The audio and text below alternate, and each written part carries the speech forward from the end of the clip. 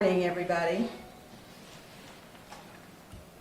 A child's disappearance will always raise an alarm in a community, and 2 children missing is a cause for a multi-alarm designation. And I'm really pleased to be able to say that Pima County prosecutors and all of law enforcement never gave up the hunt for the killer of these 2 little girls. The cases went unsolved, but they were never closed. The Tucson Police Department, the Pima County Sheriff's Department, along with prosecutors in my office and others, collaborated very closely. They worked relentlessly, and they put the pieces of the puzzle together. And it is the dogged persistence of the entire law enforcement community and all of the investigative teams and their passion to solve the mystery that finally led to the answer to the question, who took these little girls? Because this is an open pending case, as the chief just said, we will not be sharing details of the investigation with you.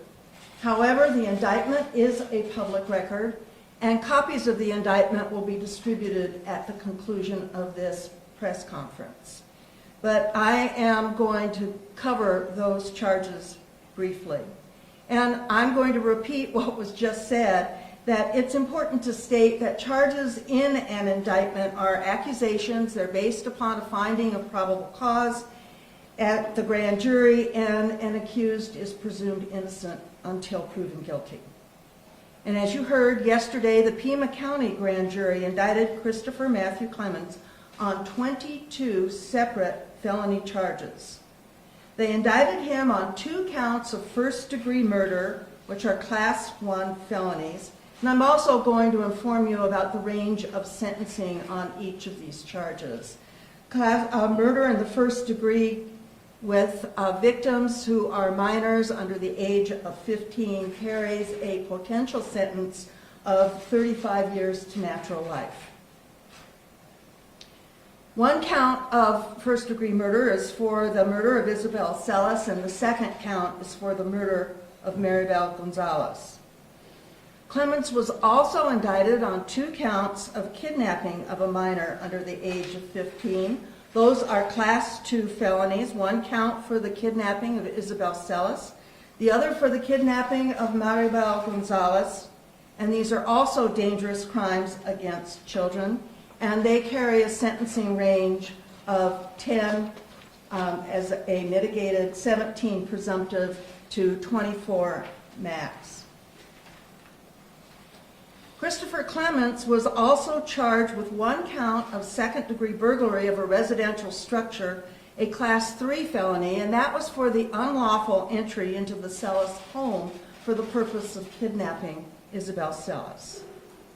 The second-degree burglary carries a sentence range of 2 to 8.75 years. The grand jury also indicted Clements with 14 separate counts of sexual exploitation of a minor. Those are each Class 2 felonies.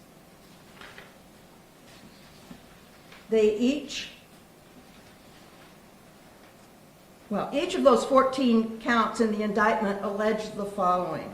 They allege that Christopher Clements knowingly distributed, transported, exhibited, received, sold, purchased, electronically transmitted, possessed, or exchanged visual depictions in which minors are engaged in exploitive exhibition or other sexual conduct. Those are dangerous crimes against children. Those carry a sentencing range on each count of 10, 17 to 24. There's an additional Class 3 second-degree burglary count for the unlawful entry into a separate victim's residence in which jewelry and gold coins were stolen. That too is a Class 3 felony and carries the same range as the other burglary second degree of 2 to 8.75. The theft of the gold coins and the subsequent pawning of this victim's property are included in 2 other counts in the indictment. a Class 2 theft by controlling stolen property, and a Class 2 trafficking in stolen property. Those Class 2 felonies carry a sentence of 3 to 12.5. Those are potential sentencing ranges. We're looking forward to submitting the evidence that will prove beyond a reasonable doubt that Christopher Clements is guilty of the offenses for which he is charged. I have assigned 3 very experienced deputy county attorneys to prosecute this case. Chief Trial Counsel Jonathan Mosier, who's going to talk to you in a moment about the next steps in the process. Narcotics Bureau Chief Chris Ward, who's at the back of the room, and Special Victims Unit Prosecutor Tracy Miller, who is at a conference right now. The heart-wrenching tragedies of Maribel Gonzales and Isabel Celis' murders have been compounded by a very long, long wait for justice.